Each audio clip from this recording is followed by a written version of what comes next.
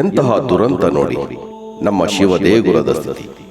ಕೊಡಗಿನ ಸೋಮವಾರಪೇಟೆಯ ತಾಲೂಕಿನ ಕವಡಿಕಟ್ಟೆ ಗ್ರಾಮದ ಬಳಿಯಲ್ಲಿರುವ ದೊಡ್ಡಮಳತೆ ಗ್ರಾಮದ ಹೊನ್ನಮ್ಮ ದೇವಿ ದೇವಸ್ಥಾನದ ಬಳಿಯಲ್ಲಿರುವ ಬಳಗೇರಿ ಬಸವಣ್ಣನ ಪುರಾತನ ಗುಡಿ.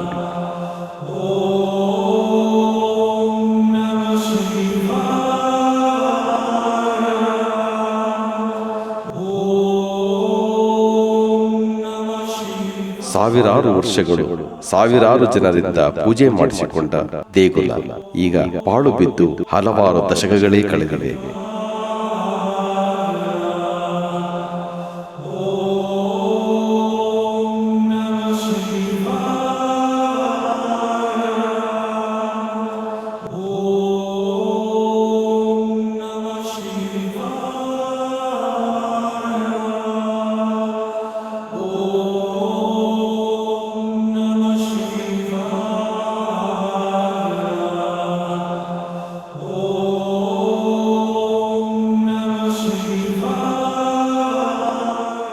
ದರ್ಗಾ ಕಟ್ಟಲು, ಚರ್ಚ್ ಕಟ್ಟಲು ಹಣ ನೀಡುವ ಸರ್ಕಾರದ ಬಳಿಯಲ್ಲಿ ನಮ್ಮ ದೇಗುಲವನ್ನು ಸರಿಪಡಿಸಲು ಹಣವಿಲ್ಲವೇ ಅಥವಾ ತಿರಸ್ಕಾರವೇ? ನೀವೇ ಹೇಳಬೇಕು.